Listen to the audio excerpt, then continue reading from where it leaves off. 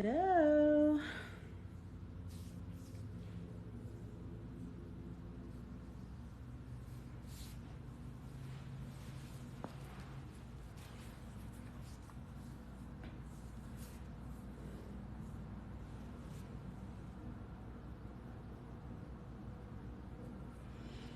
Hello, hello. Thank you, Becky. Thank you so much. How have you been? I haven't seen you in a while. Um, so I decided to kind of just let my natural hair, just kind of wear my natural hair for a while. So no wigs, no weaves, no braids, just me, just Angel. And I don't know if we were mutuals when I cut my hair gosh, it's been almost a year, last October. I did a big chop and cut it really, really short. And hey, Noel, hey, love.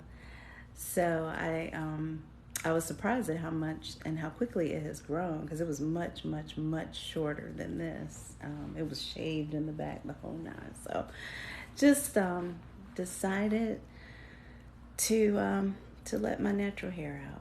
So thank you so much. I appreciate you all. Welcome in, welcome everyone.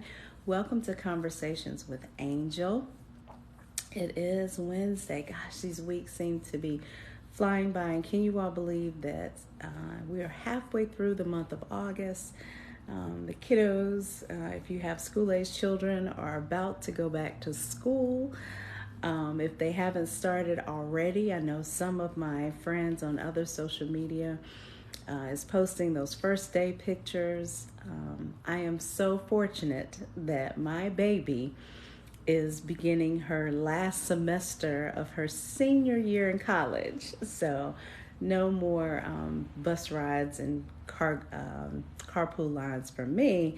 But to all of the parents out there that have school-age children, I wish your children tremendous success. I know that they're going to have a great school year. I wish them safety, and I pray that there isn't any mass incidents. You all know what I'm talking about. And I pray a hedge of protection all around your children. To those that have children that are leaving the nest, I am so happy to be an empty nester.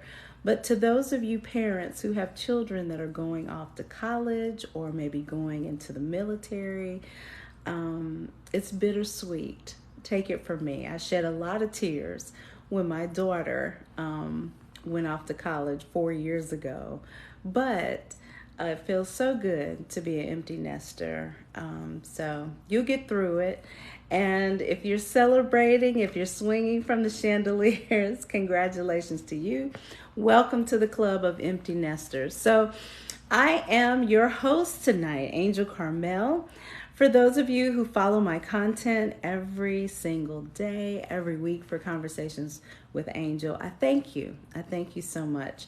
For those of you who are new, who don't know who I am, I'm just a mom that got on this app to tell my story, to share my healing journey, and it turned into, it was a conversation that happened amongst a few people who has now become a movement. So Tonight is the last part of the series on the gender wars in the African American community.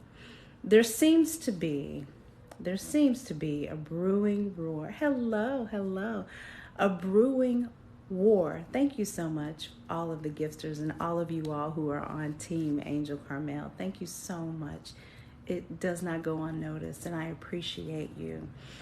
There seems to be this disconnect between Black men and Black women. And as an African American woman, as a Black woman, I want to bring this topic to the forefront. So for the past two Conversations with Angel, I have brought you this topic. The first week I spoke to men and women who came into the dialogue box to discuss, why are we arguing with one another? Why can't we have conversations, even down to the conversations that happen between boyfriend and girlfriend within our community? Sometimes those even become volatile. But specifically, I want us to talk about the social media presence and how we dive deep into the stereotypes that really makes us look negative. And where does that come from? So the first week that I brought this topic up, we talked a lot about statistics. We talked about what's going on in our community, how we became divided as men and women in our culture. Then last week, I spoke to ladies. I had ladies to come into the dialogue box and share, what do you, me, I'm pointing at myself as well as any black woman that was a part of that live, what are you holding yourself accountable for?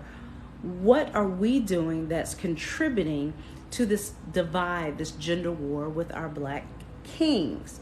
Some of the things that we talked about last week were half naked posts, turning social media pages into OnlyFans club, like twerking half naked, and all of the things that stereotypical make us just look bad. And so when we are in a position where we're asking for our black men to protect us, we aren't doing what we need to do to be worthy of protection. So when I really dove deep into that with the ladies, there were some really, really good points that were brought out. And then I asked the question last, what do you think men are doing to contribute? There were some women that were pretty harsh, but we don't bash genders on Conversations with Angel. But a couple ladies brought out the fact that they believe that there are some men that basically aren't interested in us anymore. There was a couple of Conversations with Angel in which I interviewed men who are a part of the Passport Boys, Passport Bros movement. And though I may not agree with everything that they stand for, one thing that I do know and can understand is why so many men that are a part of that faction are deciding to date outside the race.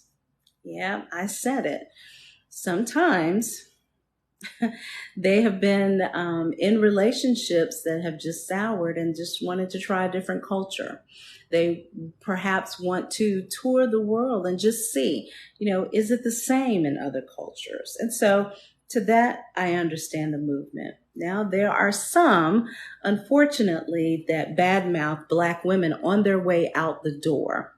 That I don't agree with. If you choose not to date a black woman, that is completely up to you. And that is your preference. And I can't do anything but accept that.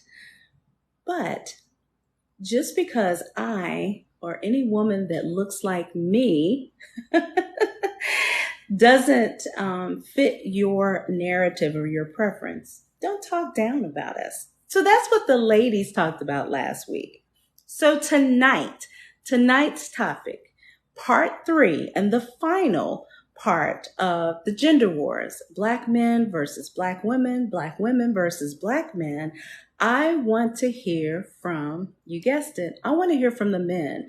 The dialogue box is open, and I would love to have men to come into the box tonight. Ladies, you had your chance last week, but please continue to eavesdrop and engage in the chat. But I am asking for men. So take a moment now to tap the screen. Let's get to 10,000 likes.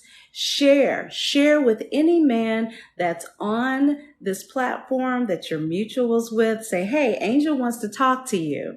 Angel wants to get your input. Angel wants to know, what are we doing as black women that's contributing to this gender war? That's the first question. And then what are you holding yourself accountable for? Or what are you observing amongst black men that's contributing to this gender war? And then finally, I am a woman about solution. What do you plan to do about it? Or what are you seeing being done about it? And I'll share my thoughts about it as well. Tonight, hey Briggs, I'm specifically talking to men in the dialogue box, but I want ladies, I want you to stay tuned in, stay engaged. Indulge in the chat, give your feedback. So I'm going to read a couple comments. So while you all are tapping the screen, tap, tap, tap, let's get to 10,000. Let's get to 10,000 likes and share the screen. Hello, big brother Walt. How are you, love? How are you doing? Is today your birthday? Now, you know that you have to stop in to the box. So if nothing else, I can wish you a happy birthday. That is amazing. You look great, Walt. Come in, even if it's just for a second. I know that you are a super busy man, but I'd love to wish you a happy birthday personally. So yes, a gender war, it's bigger issues. I understand, Union. There are lots of issues. And welcome to Conversations with Angel. If you follow my page, you know that I tackle issues every single week.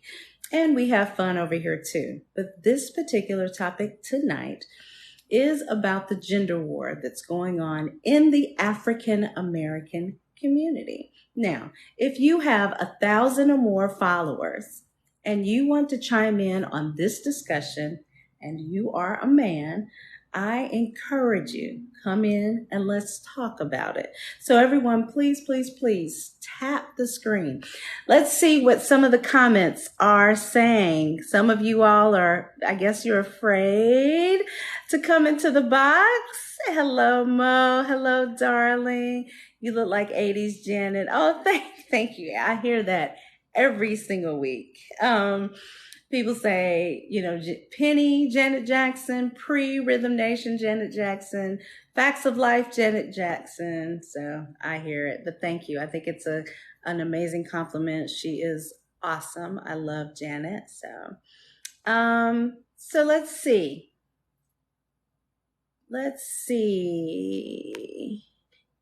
He's not the culture, it's the person. Hey, Rico. You know you can come in, sweetheart. Mo, you as well. Let's see. Hey, Kev, how are you, darling? It's American culture, sis. It doesn't incubate traditional marriage. So I'm definitely going to agree with you, Mike, on that. We have gotten away from marriage being kind of the end game in this whole dating space. People have gotten more comfortable with just being cohabitants or lifelong partners, and we don't teach that anymore. We used to teach back in my day, and I'm 51 years old, and I'm damn proud of it.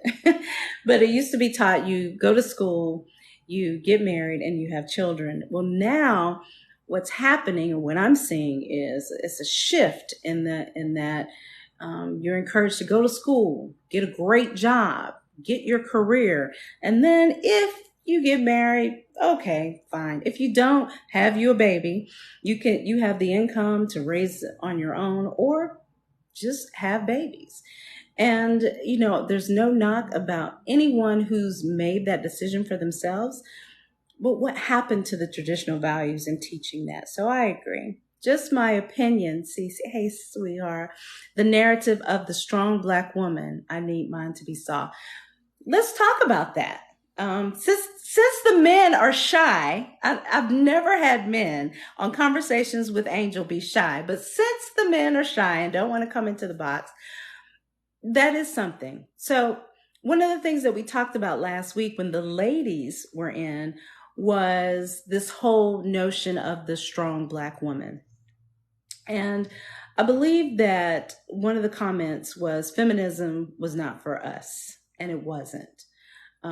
Feminism was for a demographic of ladies that don't look anything like us. The unfortunate byproduct of feminism is that it gave a lot of us, women that look like us, a very strong-willed, masculine energy. And I will never back down on that. I do believe that we have masculine and feminine energy. And I think that in order for us to have a seat at the table, we had to be strong and independent. We had to rule with an iron fist.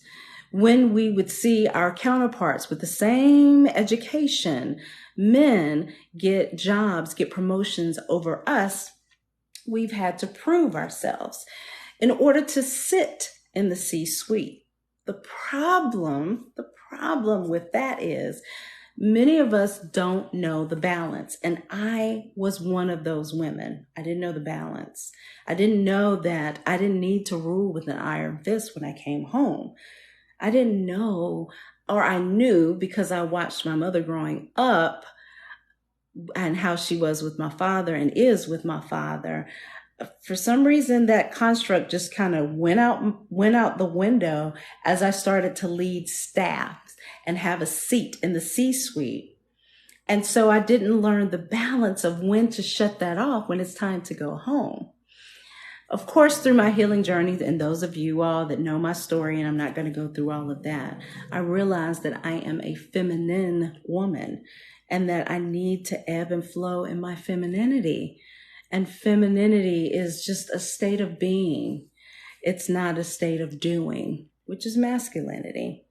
So the more we begin to talk about how important femininity is and how detrimental and destructive feminism is, particularly for the African American community, I think it will open up the room for better communication amongst Black men and Black women. So point taken. I love it. Let's see. We are not interested in a certain type of sister's behavior, not particularly just the sister herself. I get that. I totally get it. And that kind of goes back to the question that was earlier. And so that was one of the things that I really wanted when I had the Passport Bros here on Conversations with Angel. I wanted them to say that.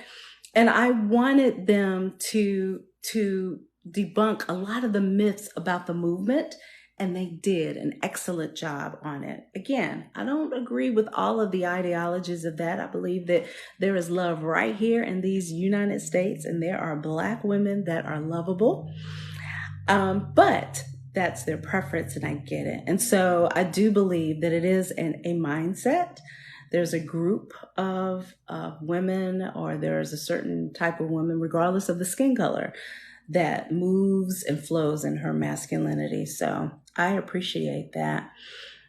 Hey, Larry, how are you? Both sides need to make better choices in the grade of people we associate with. I could not agree with you more. It is about better choices. As a matter of fact, when we have failed relationships, the first thing that we want to do is blame the other person. And that's when I know that particular person hadn't gotten over that relationship, because the first person that you really need to look at in a failed relationship is the person that you're looking at in the mirror. It takes two people to get into a relationship, and it takes two people to end the relationship. Regardless of who has done what wrong, what right, if nothing else, you can perhaps blame yourself for making the choice. You chose that person. At one point, you loved that person. You liked that person. And they became something that you didn't recognize or you didn't see. And so the more self-accountability that we make, I do believe that there can be better communication amongst our generation. So I totally agree. It is about the choice that you make in terms of your partner. Hey, True Q. Ooh.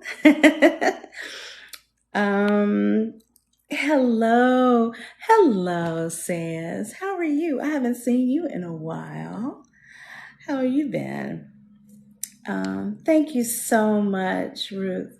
Concerned Citizen says, both men and women are damaged from what have been described by society to keep us out of relationships. I agree. If you think about it, the federal aid They tell our women, you can get all the help that you need, but you can't have a man in the home. So it starts even back then, where we are allowing the government to dictate who is in our homes. And so I completely agree. And there is, again, that construct that you don't have to be in a relationship. You don't have to be married.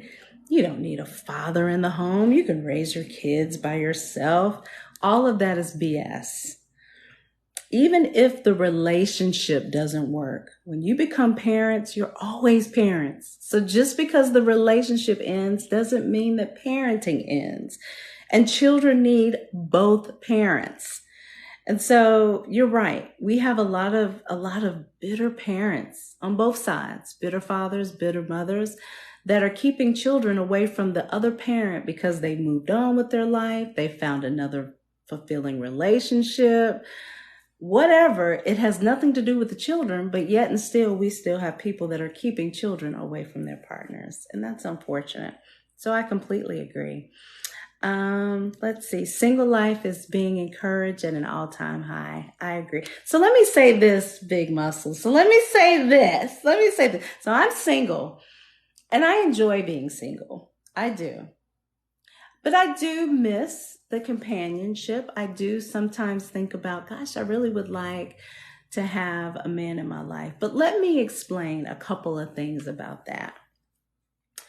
If you are a person who needs to have fulfillment in your life, if you are a person who has very specific goals and a purpose, then you probably should be in a relationship of some sort. Now, I know me. I know Angel.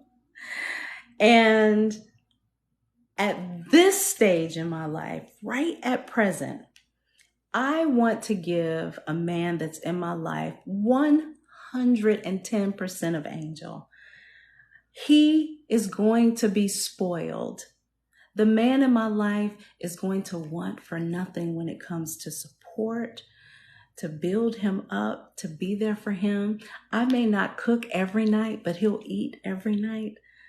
At this stage in my life, I don't have the time to invest in the type of relationship that he deserves.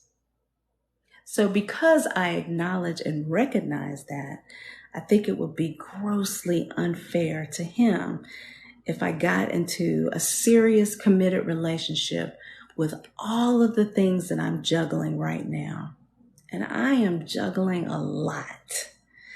So in order for me to continue to be fulfilled in my life as a single woman and accomplish the goals that I desire to accomplish, and then when I meet the man that says, okay, now that I have your attention, let's do this, he will have all of me, every bit of me. So singleness isn't a bad thing. I like dating. Thank you, Muscle. Hey, Miss Nikki. Hey. So I'm the men are being shy tonight. It's guys' night. This is your opportunity, guys, to come into the dialogue box, have a conversation with me to talk about, why are we yelling at each other? Why are we talking over one another? Now, I know that I've got a pretty diverse following of people. Black, white, Asian, Latina. I know I have all of those people that I follow and that follow me back. Specifically tonight, though, I am speaking about the African American community. As a member, it concerns me when I scroll through social media, not just TikTok, Facebook, Instagram, Twitter, and I see people that look like me, men and women, going at it back and forth. Oh my goodness. Sir Rob, let's see. What does Sir Rob say? That's the problem, I think. We're putting goals before love, and love is about building together. So I agree. I agree with your statement. Unfortunately, there are still limits to what you believe that you can provide in a relationship. And I'd rather be honest with myself and with any man that's in my life. And let me just say this. There aren't any men beating down Angel's door right now. There just aren't. And I get out, I do a lot of things, I'm pretty active. But I'm not going to quit school for love because I need to finish. I started working on my doctorate some time ago and I put it down, and I started and I put it down. Thank you so much. Thank you so much for the gifts. And I'm not going to quit my job. And right now my job is very demanding. I love podcasting and I love talking to you all. Could I quit that for love? Perhaps.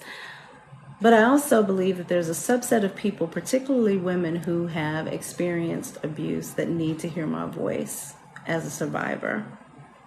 So though I agree that you shouldn't put tangibles in front of your love, I think that you also need to be realistic about what you can put into a relationship. Now, does that mean that the right man could come along and sweep Angel off her feet and I just make all of this time for him and he is spoiled by me? Could that happen? Absolutely. Absolutely. And I'm not closed to that. Just hasn't. And from the words of my dear friend April Mason, I haven't found a man who wants a soft woman, who understands what it means to be a queen and a princess, who's willing to share and build together to lead me, who I can submit to. And in turn, he submit to me on things that he isn't able to do. I'm an accountant. If he's not good with finances, then he recognizes it and submits to me to take care of paying the bills. Or if he expects to have dinner every night, I love to cook. I may not cook every night, but he'll eat every single night. Just haven't found that yet. So, I don't know. Y'all never know. Hey, Chef. Hey. How are you? Knock, knock. Virgo is coming in. Nobody's knocking. Nobody's knocking.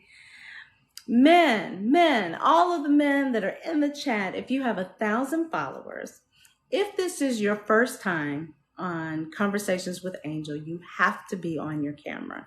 If this is your first time Conversations with Angel, I know that there are some creators that want to come into the dialogue box and they want to be on camera and can't.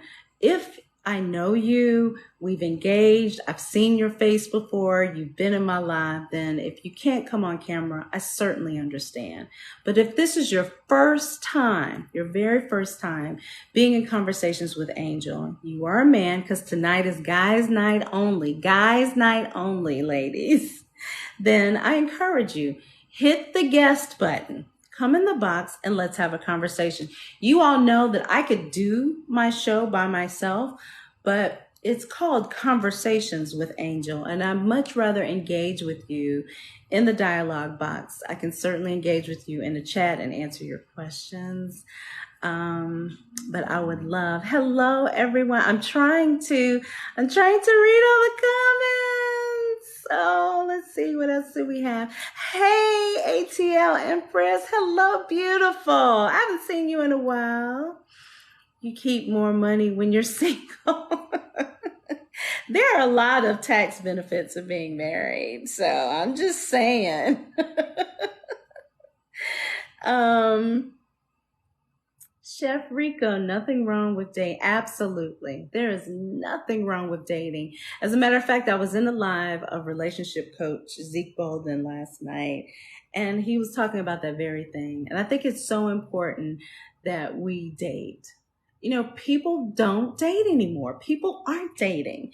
And I'm not talking about dinner and movies. I'm talking about the real data collection. You actually getting to know the person.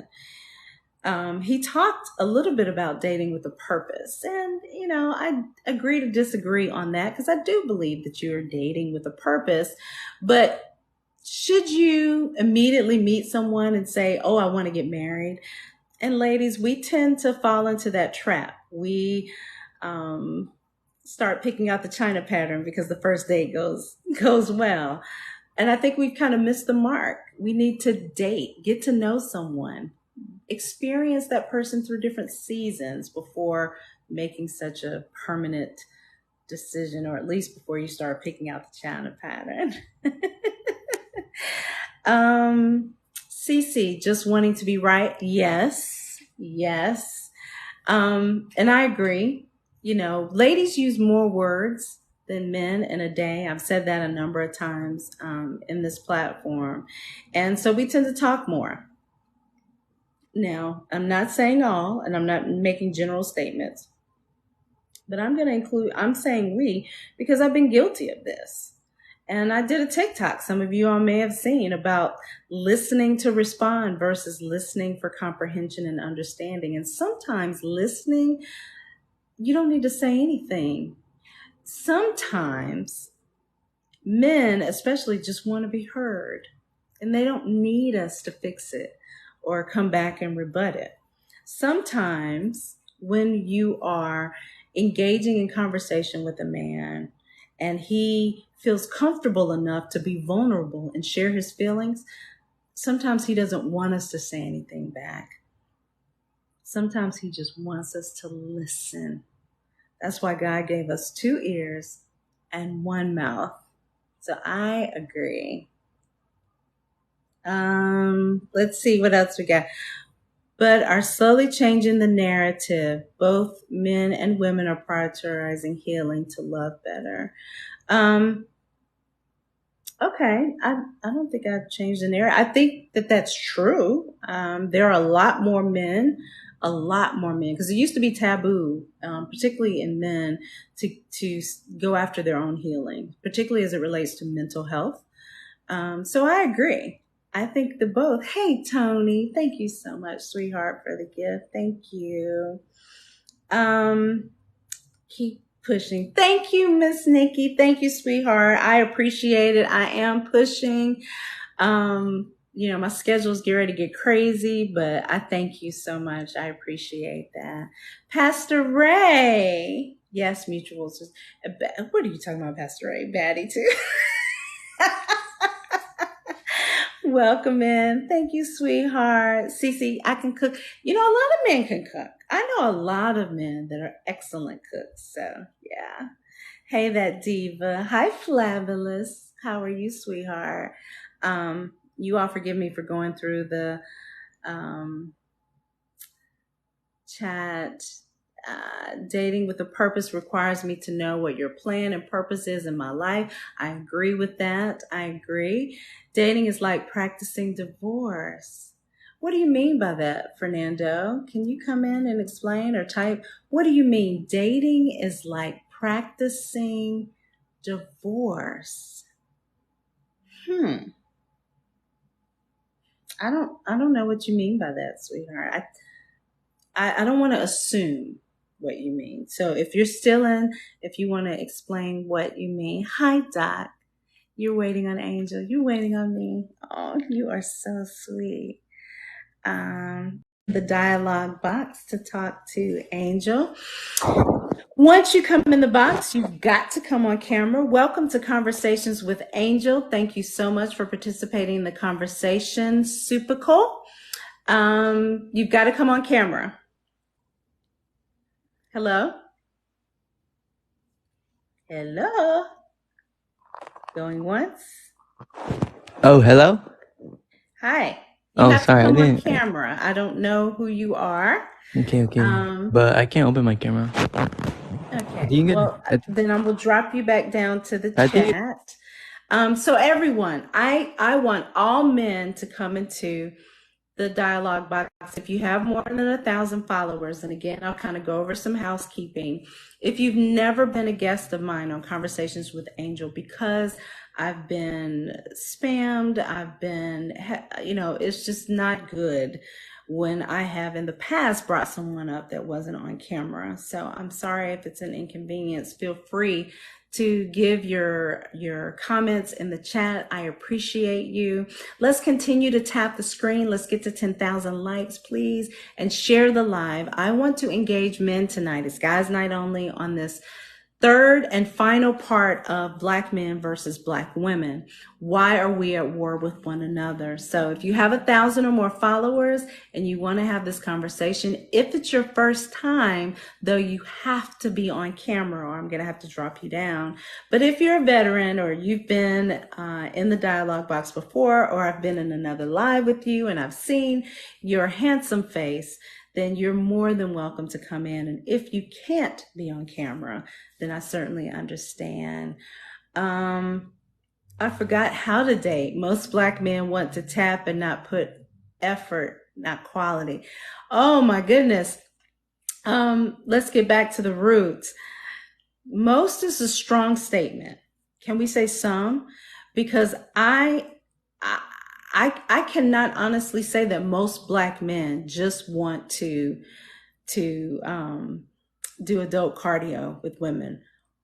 I would say a good bit of Black men, or at least in my experience and ones that I've spoken to, and I've spoken to a lot of Black men on this platform that want to date and are dating with intention, with purpose, that actually want a family, that want to have a meaningful, fulfilling relationship, that wants a woman in his life for more than just adult cardio. So I think I would change your statement to some, or maybe change your statement to most of the men that you have dealt with.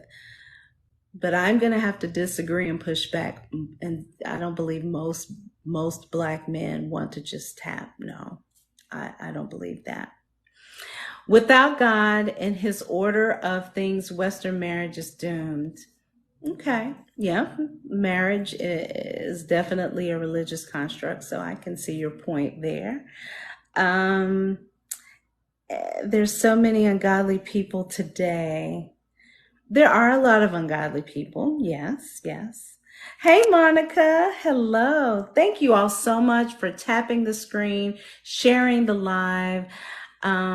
We are at war because trust on each side has been broken. Good observation, Joe. Thank you so much for that. Trust. Let's talk about that. And I think you're right. I think you're exactly right. Trust on both sides. Trust as a woman, as a Black woman, there has been trust broken with men that I've encountered in my life. You all know that I've been married before and divorced, and trust was really, really tested in my marriages because I've been married twice. I think there's a lack of trust because, and I don't want to speak for men. That's why I want men to come in the dialogue box. But from what I've heard from men, the trust dynamic kind of goes out the window because careers have taken the forefront, and sometimes that masculine energy comes into the household. You know, I state the statistic, but men are 8 times more likely to unalive themselves than women. And a lot of that is because of the internalized hurt and emotional trauma that a lot of men have dealt with, and then coupled with a woman in their life who is competing for masculinity in the household. A man doesn't want to compete with a woman to be the man of the house. So that trust is broken, and men aren't interested in being vulnerable because, unfortunately, some women has taken that vulnerability and thrown it back up in his face. So I agree with that statement. The trust on both sides has been broken. Hello, Dee Dee. Hello, beautiful. So the guys are just not, they're not biting tonight, Dee Dee. Men are not trying to come in and talk about this. So I'm having to talk to everybody in the chat for conversations with Angel tonight, which is a first, because normally I have tons of men that want to come into the box and have a conversation with me. So tonight, for whatever reason, but it's okay. You know, I'll continue to read the chat and engage with you all. Continue to tap the screen, everybody. Tap, tap, tap, tap the screen. Share the live. When you share the live, say, hey, men, friend, guy, brother, uncle, husband, Angel is on and she wants to talk to you. I want to talk to men. I want to know two things. What are we as African American women doing to contribute to this brewing war between us, Black men versus Black women versus Black men? First question. The second question, what are you observing that we're doing? What are we doing as women that's contributing to this breakdown in communication, this gender war? Why is it that we scroll through TikTok lives and oftentimes we see men and women going at it, talking about, you know, who's not the better dater and who lies and who's protecting or not protecting who? Why? How did we get here? And what's contributing to that? I think we talked about it last week with the ladies, and I mentioned a lot of the things that is happening in our culture is being dictated by social media, and that's unfortunate. Social media has become a lot of people's reality, and a lot of pressure is being put on us in social media. So I want to talk about it. I want to hear from you. I want the guys to hear. Maurice says, I believe it starts with the values that are no longer taught to youth. Oh, so you believe that's a generational thing. Interesting. Hey, Nita, how are you? That is huge. And I agree. And this is not popular, but I'm going to say it. I've said it before. It's my live. If you don't like it, you can block me. You can tap out. But I do believe that there are a lot of single parents that are raising opposite gender children that are ill-equipped to teach them how to be that specific gender. Specifically, there are a lot of single mothers, not all, but there are a lot of single mothers raising sons to be their boyfriends, not in an incestuous way, but creating such a dependency on them that's unfortunately making them weaker and really lean into their feminine energy. Now, I am not in any shape, form, or fashion saying that a single mother cannot raise a boy I'm not saying that at all. I would never say that.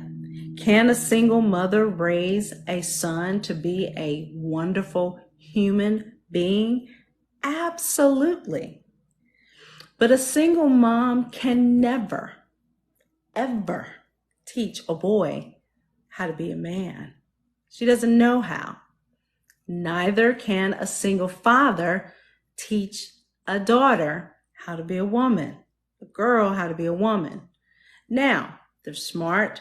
They'll make sure that they are surrounded by grandma, positive influences of women, and the same with single moms. I have cousins that are single moms raising boys. They put them in sports. So they're surrounded by men who are positive role models.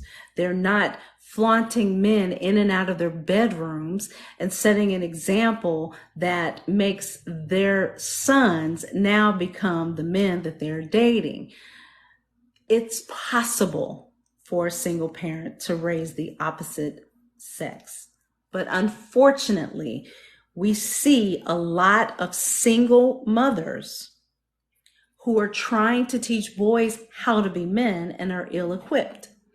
And so when those men grow into adults, it is difficult for them oftentimes to have fulfilling relationships with women. Now, how do we fix that?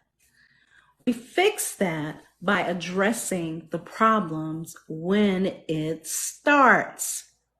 Part of it, I saw a video and I was furious. I saw a video of a single mom with her 3-year-old son. He was dressed like a little man.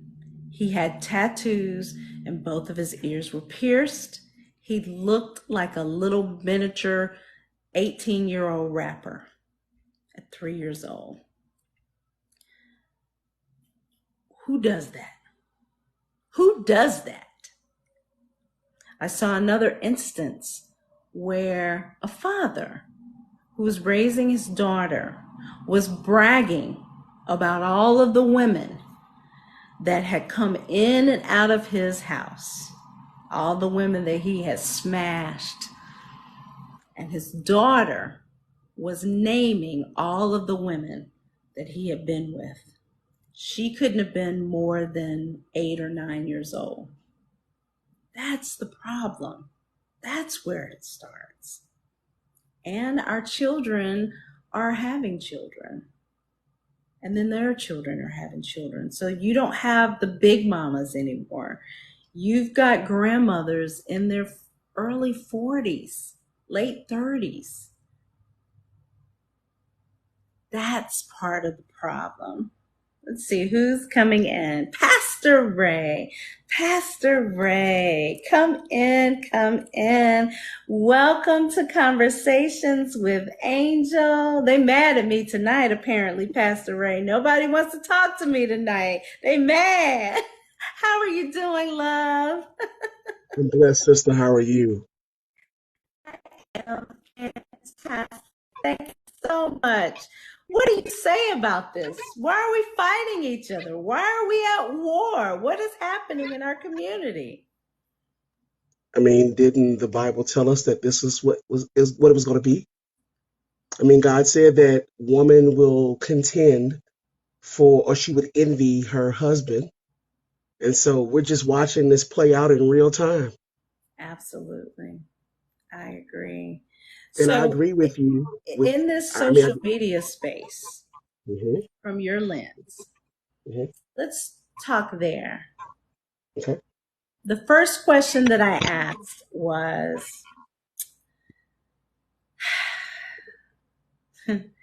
what do you see men doing that's contributing to this breakdown in communication between Black men and Black women? And then my second question, while you think on that, is what do you see us as women doing that's contributing to this breakdown in our community, this gender war? I'm going to do like you did and say I don't speak for all men, but I'll just speak from a male vantage point. I think many men come to the conversation ill-equipped from the jump. We don't have fathers that we have seen being emotionally available. We haven't seen fathers be emotionally mature. And so, therefore, whether your father grew up in the home, he was physically present but emotionally absent, or Mm. he was reckless with his emotions. So, therefore, you didn't learn how to deal with your own emotions. Often, boys are told, don't cry. Sissies cry, punks cry. And so, therefore, we have these emotions bottled up inside of us and we don't know what to do with them. And so, we grow up, the bigger boys, Wow. with hair on our bodies now and beards, full Wow. beards. Um, Wow. and and That's so and we get true. in front of a woman. We get in front of a woman who has been able and free to process her emotions and explore her emotions, and she gets with bearded guy that makes six figures, has a six pack, and I forgot what the other six was, but he is emotionally immature. And Wow. so where we fall, so I'll say this. You made a comment just a few moments ago about a woman cannot raise a boy to be a man. And you're absolutely correct on that. A single mom cannot do that. She can raise him to be a good, productive human, but she cannot teach him how to be a man. No. This is where healthy communities come in at. So whether you are one that ascribes to a certain faith or not, this is where having a good community comes in, where your young boy can be in front of men that you think to be morally upright, or at least trying to be, to influence and impact him. These ain't got to be people you dating. These can be your Right. big bros, you know, the ones that will actually come to your rescue when you need something fixed. That's not trying to hustle you for your body because Right. they have a high moral compass. And I know women will say, well, where do you find them at? Well, you have to go where they are. And so for the real good ones, you got to go to a church and you're going to find a few there. And I mean a few because churches are by and large populated by women, not Right. single men. Right. Right. And they, I mean, not and it's not just church, but as a pastor, obviously you see good men that are there. But the point is, if I can speak to your point, they're not going to be in your house every night while you watch Netflix. So you have to get out. So how do you do that? You get out of your own way and you create your own experiences. You go to sporting events. You know what? You may not understand football, but I guarantee you, if you buy a ticket to a football game, there's been there. Basketball game, golf course, golf lessons. Take yourself to dinner. I could do a whole live about where are the good women, where are the good men. As a matter of fact, I may do that. But Some neither of of them us in are grocery store. saying, yeah, neither of us are saying, single parents can't raise their children. No. But what we are Mm-mm, saying is mm-mm. that single moms can't teach a boy how to be a man, and single dads can't teach a girl how to be a woman. However, when they do, like Pastor is saying, and have them in spaces where those people are that are positive, instead of tattooing your 3-year-old and piercing both of his ears, because I guarantee you, if there had been a man in that son's life that's a positive influence, he would have told her, yeah, you know what? Yeah, That, that's before it's time. right, right, absolutely. And then, there's this thing that we used to have a village. I don't know how old you are, Pastor, but I'm over 50. When I We're was Gen growing Xers. up, yeah, when I was growing up, if you did something and your neighbor saw you or auntie saw you or your teacher, you got paddled in schools or you got reprimanded by the adult that saw you doing something wrong. You could go to church, and if the Sunday school teacher saw you smacking on that gum in church, she could go over to you and demand that you spit it out, and she wouldn't have to worry about some parent biting her head off. So we Uh-huh. had villages that were helping. We Now, don't have those. not only are people afraid to say something to somebody else's child, But some of the parents are afraid of their own children. Yeah, because they're not parenting and they're being their friends. Right. Right. You know, you hear stuff like, "My daughter's my best friend." How that happened?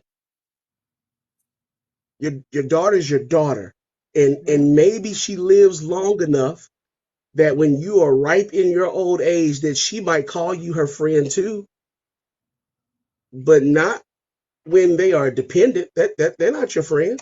They're your dependent. Did he They behave? need you. And as close and as tight as my mother and I are, I would never call her my best friend because my mom's in her 70s. But I'd never call her friend my friend because of the respect. And a part of me still fears her a little bit. Uh-huh. My daughter is 22 years old. We're tight and we do things together, but she's Mhm. not my friend. She's my Mm-mm. daughter. I'm her mother. There's a And there's a defining line. there is a fine line because what happens is the children begin to get comfortable and they start to do things in front of you that challenges the Hmm. respect. And Hmm. then you question, I know you didn't just curse around me. Well, they looked at you like a friend. They cursed with their friends, so they're going to curse around you. So I agree with that. I definitely agree with that. So some of the battles that we're seeing, some of the things that we're Hmm. seeing on social media, dress, how we're dressed, how we carry ourselves. Um, I don't spend, I would say I spend maybe 2 hours on social media a day. I limit myself because for one, I'm working and I just limit myself. But I can never go a day and not seeing someone bent over twerking on social media or some man calling a woman a bitch every single day, every day, every single day.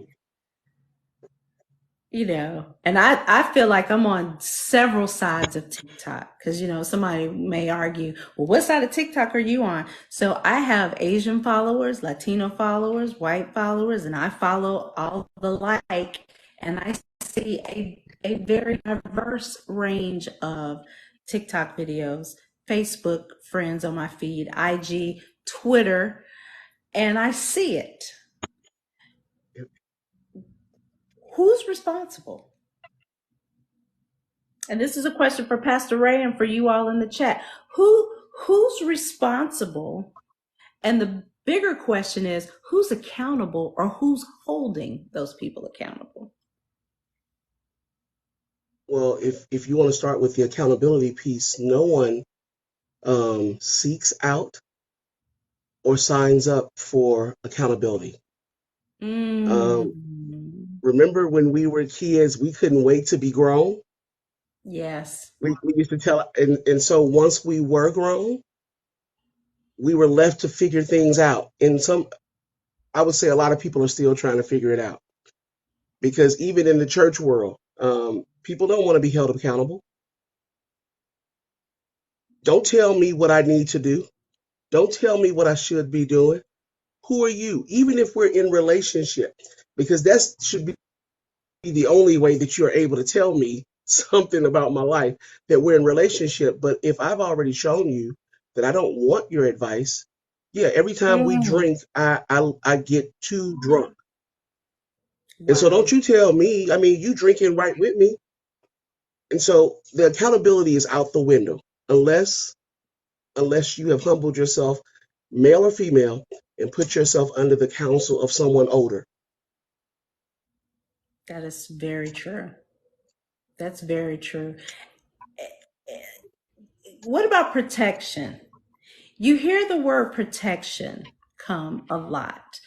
I've been in lives where I've heard Black women say, "Protect us. We're no longer protected." Um, I have experienced that in a live.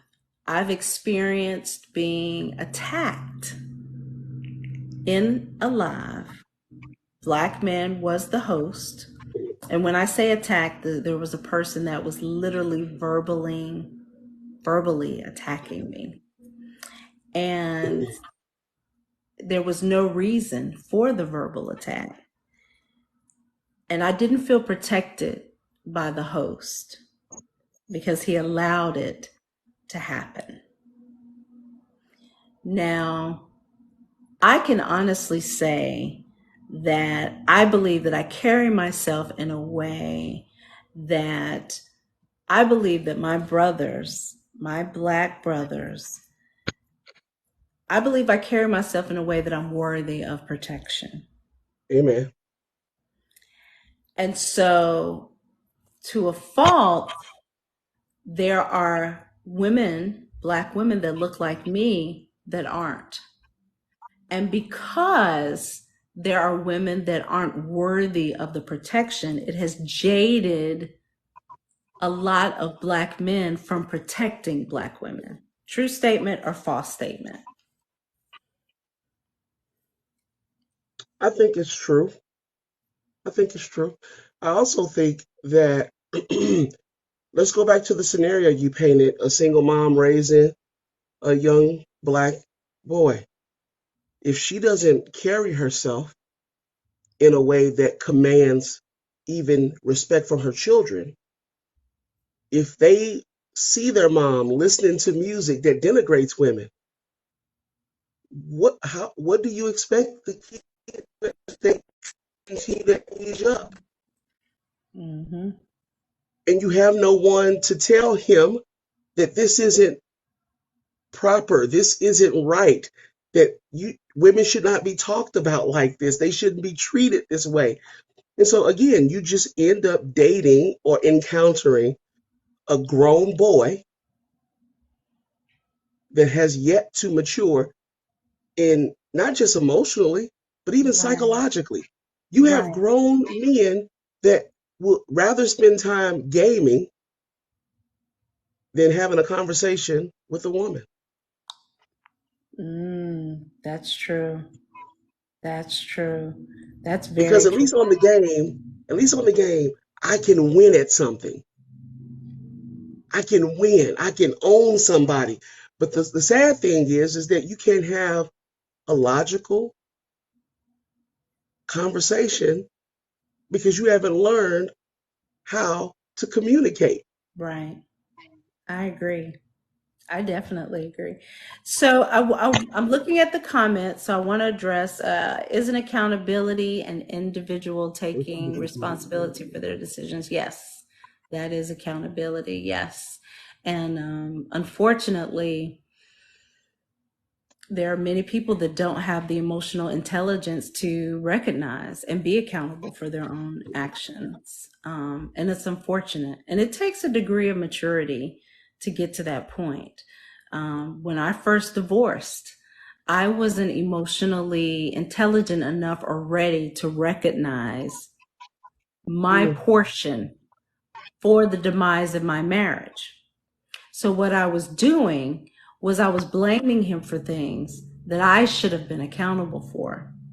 Through the mm, healing process and my evolution, I recognized in order for me to be free from that trauma, I needed to look in the mirror and say, yeah, Angel, you've been blaming him for things that you need to be accountable for.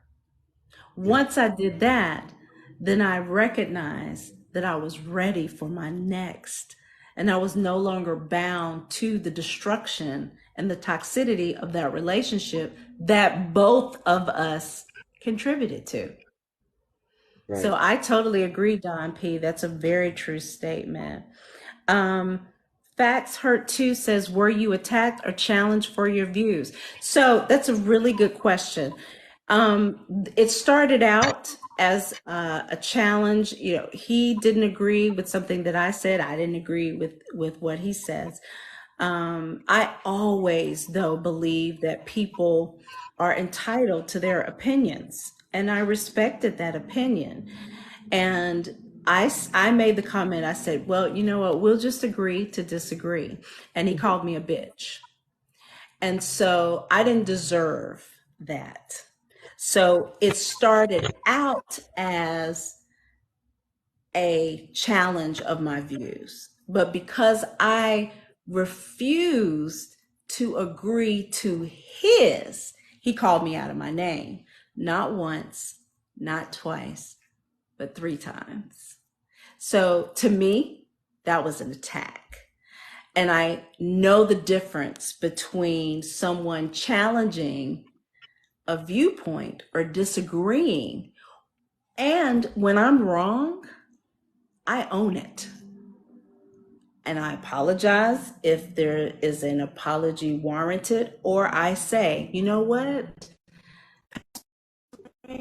I said something and I was wrong, because that's about emotional maturity and being Mhm. accountable for your own. Yep. So I hope that answers your question. Hey, Queen Jules, you know, it's fine. You know, it happened. That's a very true statement. Did you ever reconcile with him? So no, we are not. We are definitely not reconciled. I forgive him, and I hope that he forgives me. If he doesn't, so be it. But I know I have forgiven him. Um, but no, we did not reconcile. We all must be very careful. Absolutely. Thank you all for getting us to 10,000 likes. I appreciate you all are amazing. Continue to tap the screen. Let's share the live. Pastor Ray has joined me. He's the brave soul. Thank you so much.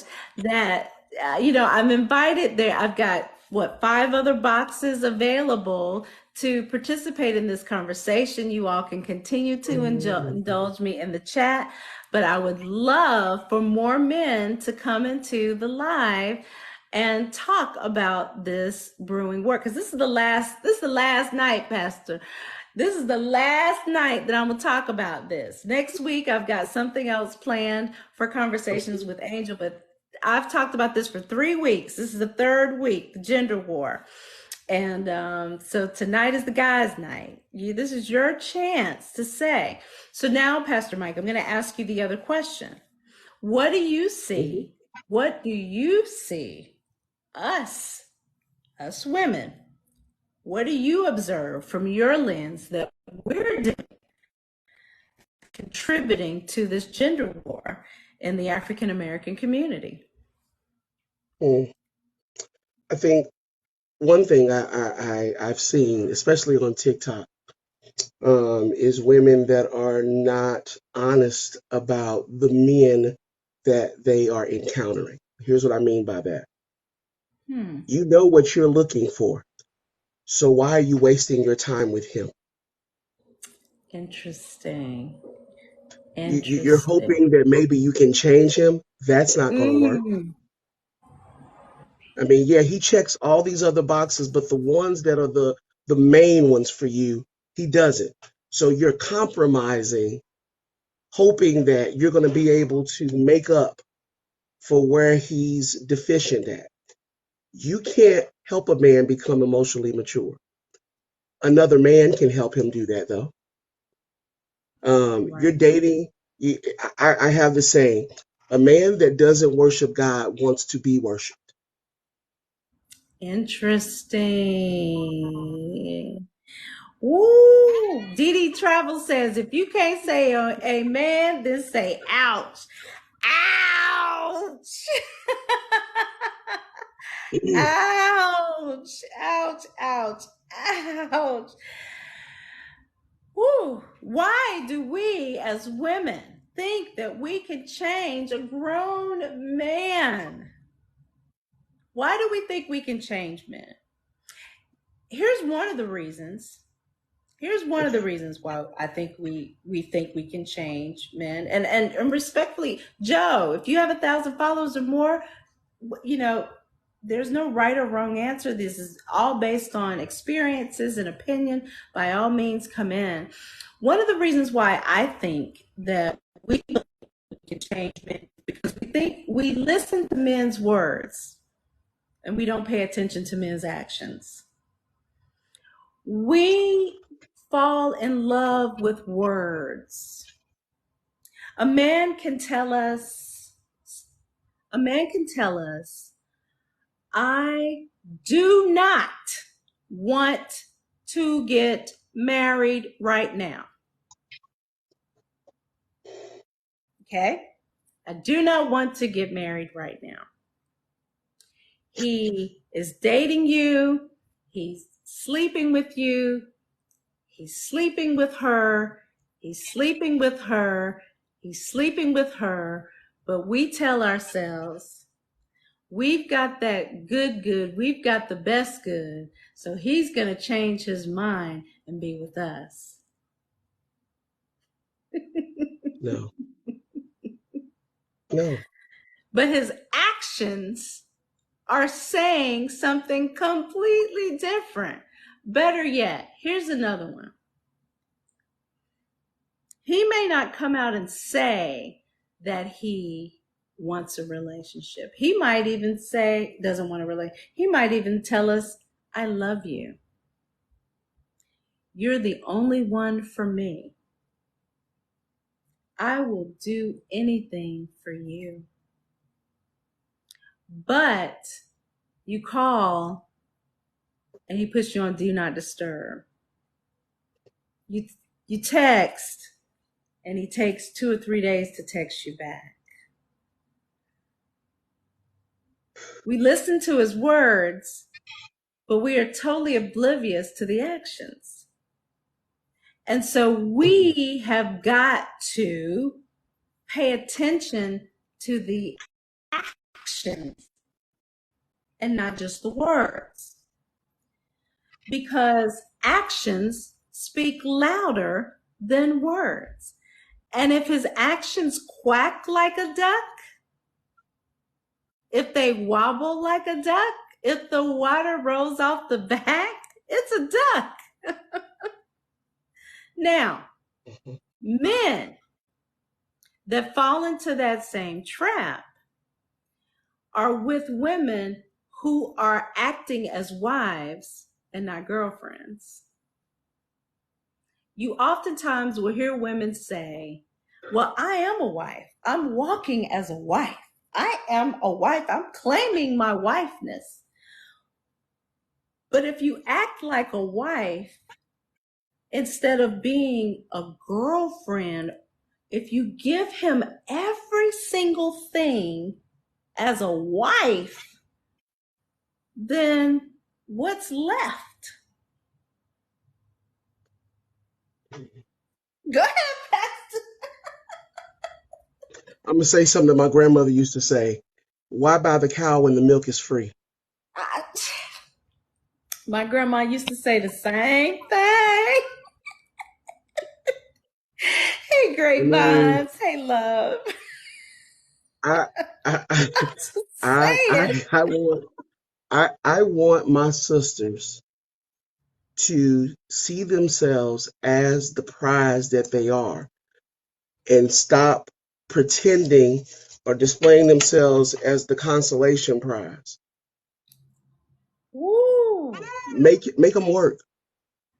Make him work for you. And let's be clear.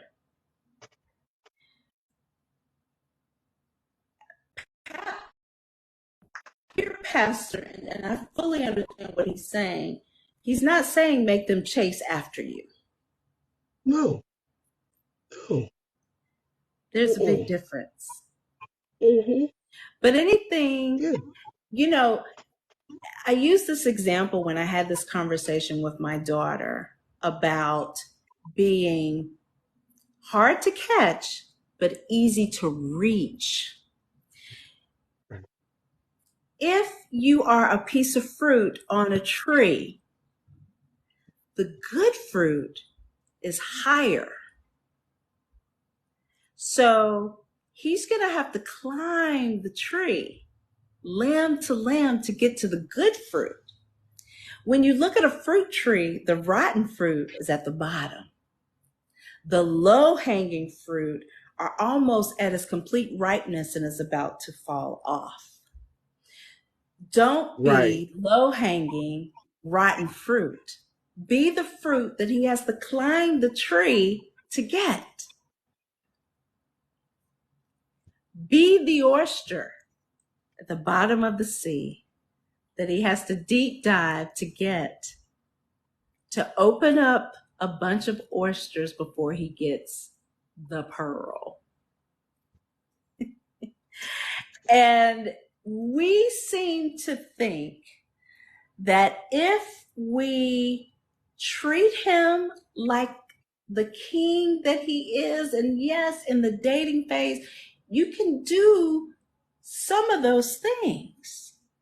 Because a man, I believe, and correct me if I'm wrong, Pastor Ray and men in the chat, from my experience and from talking to you all, most men know when they see a woman for the first time what category they're going to put you in. Is that correct? That's true. I think a guy know within 30 days whether he want to spend his life with you or just spend some money on you. I think in the first 15 minutes, based on how we act, a guy knows whether he's going to smash, pass, or keep. See, on Conversations with Angel, Pastor, we keep it real over here. Okay. They do. They do. And so it depends on us. See, we have the feminine energy, women that have feminine energy, that is our superpower. We should not be competing with the men in our lives to be men. Nope. Nope. Dee Dee Travel says women do the same. So, yes, it doesn't take us long to know what category, but because we are emotional creatures, we tend to have our emotions connected to our panties.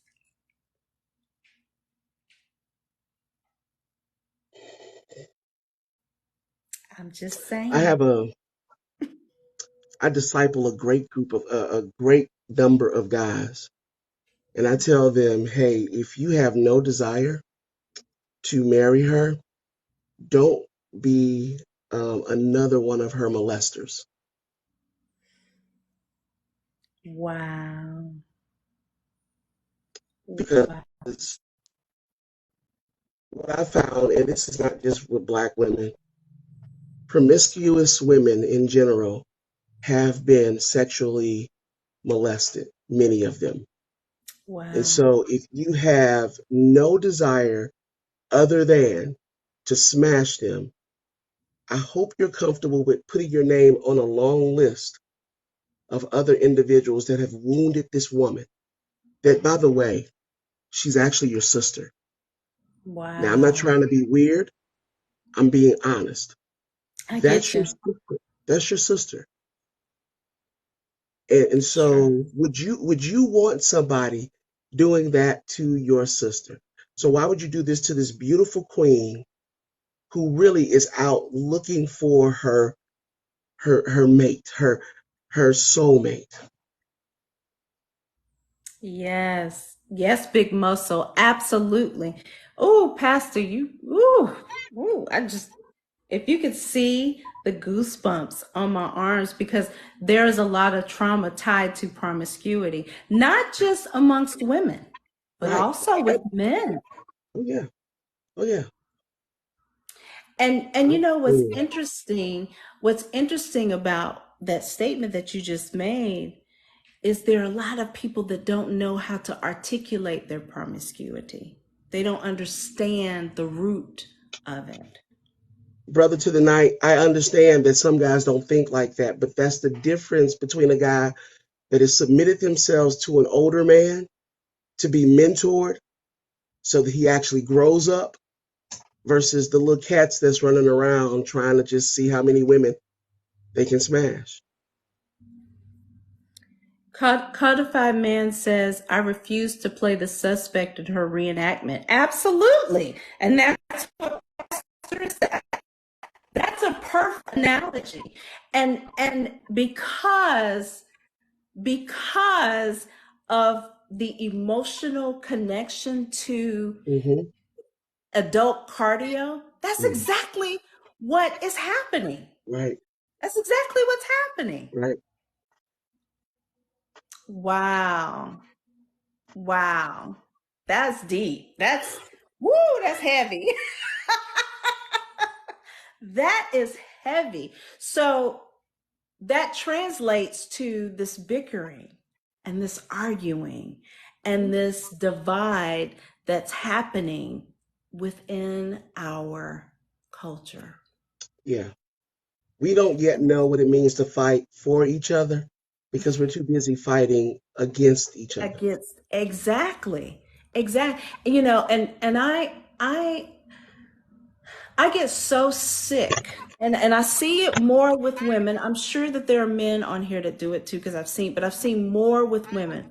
I get so sick of getting into lives and hearing women talking down about all Black men. And I'm thinking to myself, okay, unless you were put together in a Petri dish, I believe that your father is a Black man. Yeah, And if yeah, there is trauma connected to your father, then you need to get help and stop generalizing every single Black man as the enemy. yeah. I get sick of Black women, particularly coming into a social media space that has a huge platform and talk about that Black men are absent fathers. I got an amazing father. Now, yes, there are some bad apples in the bunch, Mm, but stop mm, saying that all Black men are that, because that's mm, simply not true. And I think, and correct me if I'm wrong, but I can imagine it's more hurtful when it comes from us than it comes from society's backward stereotypes.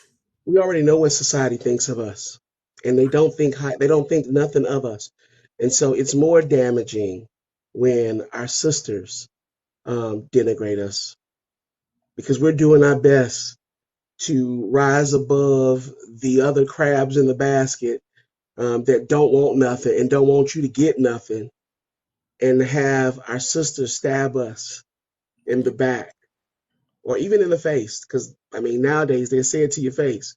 You know, Black men ain't fill in the blank. Right, right, right. Right. There is a creator, and I'm not going to say her name because I don't want to give validity to her platform. But there is a creator on here that every single day, and I don't know why she continues to come on my For You page. I don't block her because I feel sorry for her. But she talks about using men. She talks about going on dates with men if you're hungry, whether you're interested in them or not. She talks about exploiting them for, yes, child support. Her entire platform is about degrading men. She's living out her own trauma. Right.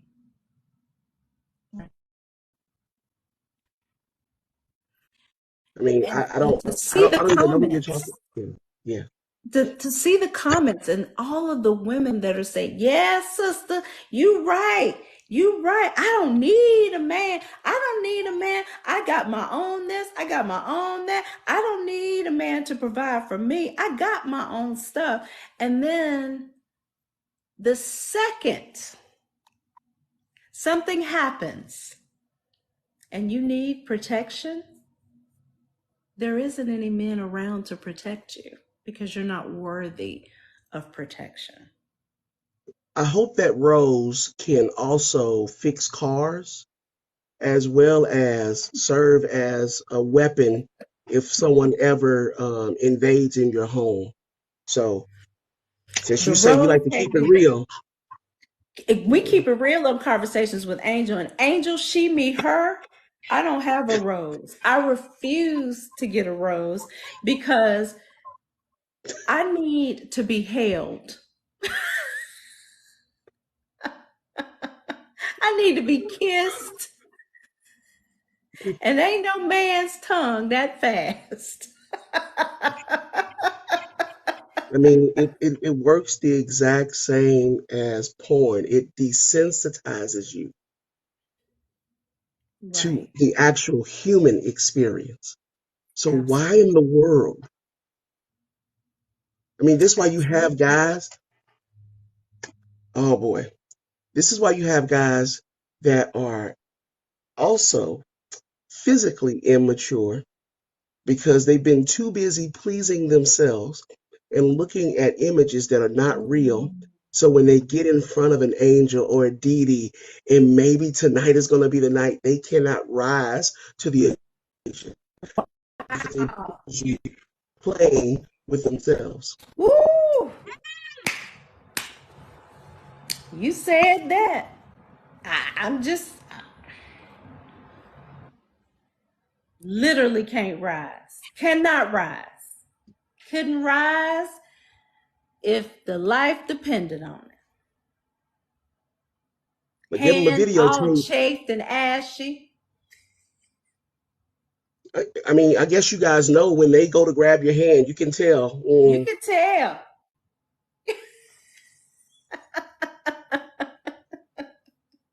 Let me put a 20 in the collection, please. And it makes it harder for men to please us when we do it. Absolutely. Just like Pastor It works said, both we ways. become Absolutely. desensitized. We become desensitized because you're using artificial tools to pleasure yourself on a regular basis. Now, every now and then, if you need to, but I'm talking about when there is an obsession. We have been reduced to rescue from protector. That's not a safe place for either person. Rescuer. Yes, I agree. So, Captain Save them. yeah, Captain said, yeah. And so the example to Codified's point, I asked myself, and I've asked ladies that I've talked to, are you a lifeguard or are you a hero? Angel, what do you mean by that? So let's talk about the definition. A hero is a person that, regardless of what, they will risk their life, they will die to be the hero. Yep. If you are in dire emergency, a hero has got to save the day at all costs. When you think about Superman, strong, faster than a speeding bullet, the heroes are the ones that go down. They are defeated and eventually die because they have made a vow to put their life, On the line. your life ahead of theirs. Right. Then there's a lifeguard. So a lifeguard goes through training, and in the training, they are taught to save a person who's drowning, to save their life. They're also taught that if the person is beyond reach, they're taught how to use a bungee, they're taught how to use a life preserver, And they are also taught if the current is too rough, then you can come back to shore, back to safety. What does that mean, Angel, in terms of relationships? Heroes will sacrifice their own self to please and save another person. Thus, they lose themselves or die to themselves for another person. Come on. A lifeguard recognizes a person that's drowning and will throw a life preserver out to help that person. But if that person doesn't catch it, if the person doesn't do the work to save themselves, if the person doesn't kick, then the guard retreats and recognizes, I can't save you. I don't know about you, Pastor, but I'd rather be a lifeguard than a hero. Because if you don't want to save yourself, you don't doggy paddle. When I got you up under my arm and you ain't doggy paddling, guess what? I'm going to let you go.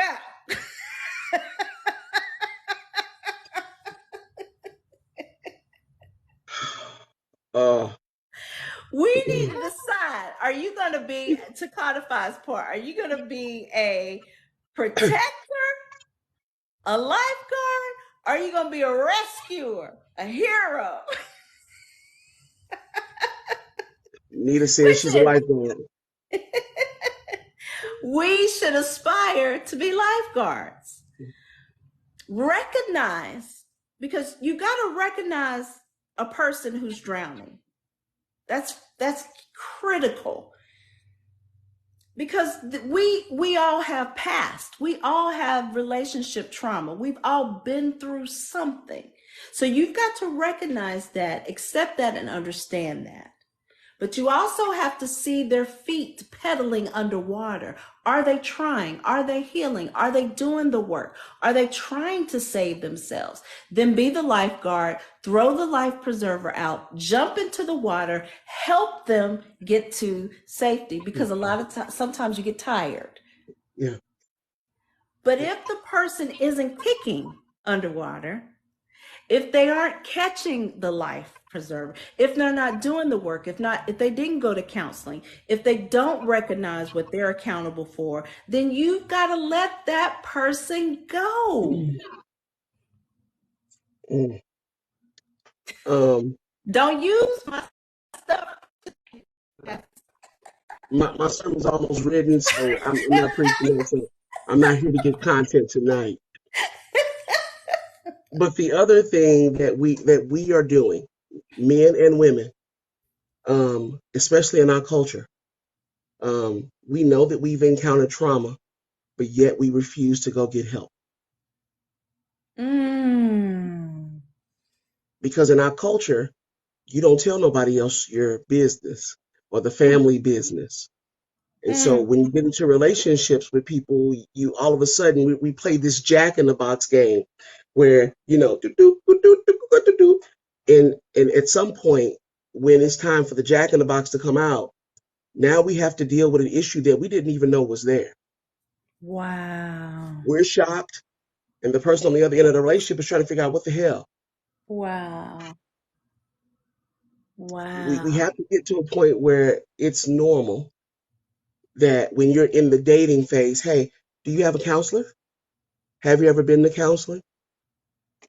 Because if you're really dating the individual and you're sharing stories, as you hear their trauma, because we all got some from somewhere. Absolutely. Then the follow-up question should be, have you ever went to talk to a counselor or a psychologist or anybody about that? And when they tell you, no, you just have been given a flag. Right. When they tell you they saw. And let's be clear, not all flags mean red means stop. Sometimes a flag can be yellow, it just means caution, proceed with caution. Right. Hey, Krista. And so Yeah. individuals that refuse, I don't do no counseling, that's for weak. So now you know that yellow Right. flag really might be a red flag. Right. Right. Absolutely. Absolutely. Absolutely. And we tend to ignore some of the obvious things. I think a lot of times with men and women, we don't know how to date. We just don't know how to date. Where'd you learn that from? Where did you learn who taught you how to date? And I thought about that, because at first, before I really understood what dating is, I was like, oh, well, my parents, they taught me how to date. No, my parents taught me how to be a wife. My mother taught me how to be a wife. My father taught me what is expected of a wife. In my observation of their marriage, I saw them in a marriage. My parents didn't sit me down and say, this is how you date. Most of us didn't get that kind of instruction. Angel, let's let's test drive this. There are 41 people in your room. In the comments, who taught you how to date? Good. Yes, absolutely. Everyone tap the screen, share the live, and type in the chat, who taught you how to date? Who taught you how to date? It will increase the blood flow. Huh? What, Doc, wait a minute. Doc, Oh, the what TV, you the talking about? TV, the TV, no one, not a body, No TV, no one. Father. no one. Okay, got Father, one father. no damn. Trial and Out in error with error. myself. Nobody. Nobody. No. No one. One person said their father. So, Angel, what are we doing? What are we doing? So what we're If doing all these is people, if all what these what what people, what we're doing is we are making connections. We're not asking the right questions. We are hooking up to hook up. We are getting involved. We like that person. They make us have butterflies in our stomach. Then we go into orgasmic convulsions until we get into bed with one another. Instead of knowing the simple things. What's your last name? When's your birthday? What was your childhood like? Are you a hugger in your family? Did you have both parents in your home? Who were you raised by? What do you aspire to do in the next 5 years? Where you're currently working, are you fulfilled there? what's your fears? Right. Tell me about your best childhood experience. What happened? Who is your favorite relative? Right. What did And you why? grow up watching on television? Dating is about data collection. I did a horrible job at dating, and I learned things about my husband that I should have learned when we were dating. Right. Horrible data collection. Now at 51 years old, I finally get it and know, but there's so many people who don't know how to date. You know what? I would also, I bet you the majority of the people in this room is over 40 years old. Probably, I would That is venture a to say. lot. There's a lot of adults who have not been properly prepared to do relationships well. Right.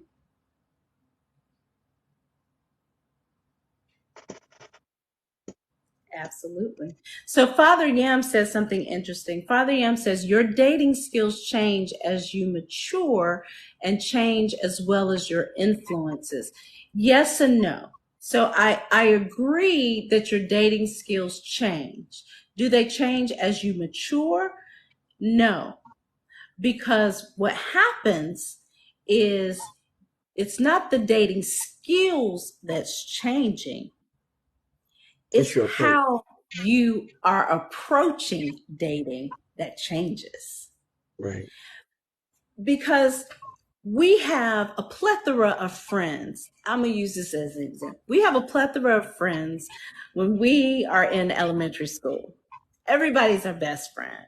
We have so many friends in high school, so many friends. This is my crew. And then you get to college and you get into your 20s, and that friend list comes like this, comes like this. And then you get to a point where you can count on one hand your friends, because now the approach that you make to build friends changes. My friend in the sandbox was my, because they played in the sand with me. That's my friend. That's For the my proximity. definition of what my friend is. Right. When I was in high school, popular. Okay, all the cheerleaders, because I was a cheerleader, these are my friends. Football players, because I was cheering for them. The basketball players, those are my friends. So my definition, and I think that's what happens in relationships. Dating starts out dating, and I'm putting air quotes on that. It starts out very fluid. It's very different. It's very free spirit when you're younger, but then the intentionality of dating changes as we get older. So it isn't necessarily the skill of it, it's how it's approached. So how I'm going into dating right now at 51 is very different of how I went into dating at 21, at 31. Hello, Absolutely. DJ. So, Pastor, I thank you for being the brave soul tonight on Conversations with Angel. I want to make a special announcement. I did a TikTok about this that I was going to share on this live tonight. Please save the date, and I'm going to drop a flyer and a link after the live. It's going to be pinned on my page. Ladies, Sunday, October 1st, 6 p.m., Femininity 101, Healing the Little Girl Within, my virtual workshop. It is coming to a Zoom space near you. We are going to be raw. We're going to learn what femininity truly is, and what we're going to talk about how to heal the little girl that's inside of you that's prohibiting you from being your true feminine self. And as a climax to the workshop, I've got a sexologist, a female doctor, to talk about embracing our bodies and what it means to live in a feminine space and to be sexually pleasing to the man in our lives. All of which will happen October 1st, 2023. For $25, you will have unlimited access to that Zoom and the speaker who will be joining me in one of the breakout sessions. You also have an ebook, and that rate is good until September 15th, and after which it's doubled, it's $50. Until capacity is reached, I am excited. Pastor, I'm excited for this workshop because I am determined to have as many women as possible to know that our femininity is our superpower. and that we should not be competing with the men in our lives to be men, that we should know how to maneuver in the workplace, to be in charge in the C-suite, but still be feminine beings that embrace the world in a way that makes us lovable by all, but most importantly, ourselves. So save that date. The flyer is dropping tonight.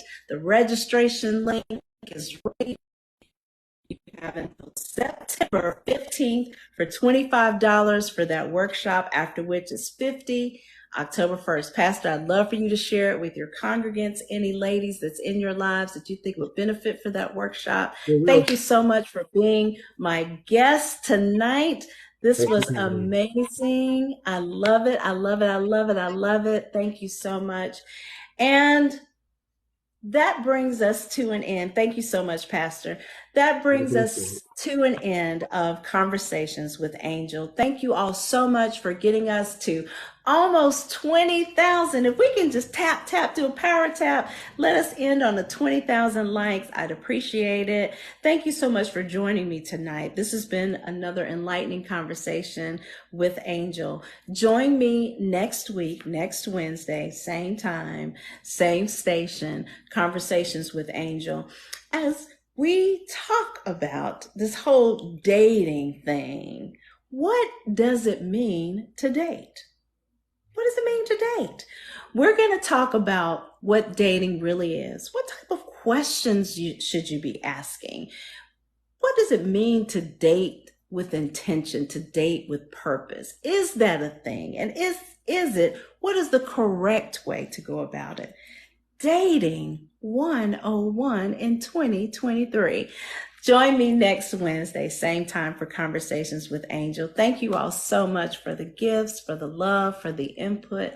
I love you all, and there's absolutely nothing that you can do about it, and I mean it. Y'all have a good night.